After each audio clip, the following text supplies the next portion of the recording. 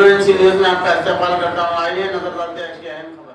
हमारे मेयर, हमारे कमिश्नर, सारे म्यूनसिपल स्टाफ रोड पे जाके और जेसीबी लेके जहाँ पे भी पानी अटका हुआ है उसका पूरा जाने के रास्ता बनाएं। और भोजन रोड में मैं दौरा कर रहा हूँ सारे ऑफिसर्स को लेके, लेकिन अभी तो सिचुएशन कंट्रोल में है। 2-3 जगह बेंगलोर नगर, पेटर कॉलोनी और जैसे नागारम एरियाज में है, वहाँ पे पहाड़ों से पानी जैसे आया, वहाँ पे कुछ लोगों को तकलीफ हुआ, मुझे पता चला है। और गवर्नमेंट के तरफ से हम सारा इंतजाम हमने किया है कि अगर ज़्यादा बारिश आएंगे तो वो जो नीचे में लोग हैं उनको स्कूल में या फंक्शन हॉल में शिफ्ट किया जाएगा और खाने का भी इंतजाम किया जाएगा। उसमें कोई डरने की ज़रूरत भी नहीं है। आपको इतना करना है, अगर ज़्यादा बारिश हो रही, जो स्कूल्स बताया गया, जो फंक्शन हॉल बताया गया, आपको वहाँ पे जाना है।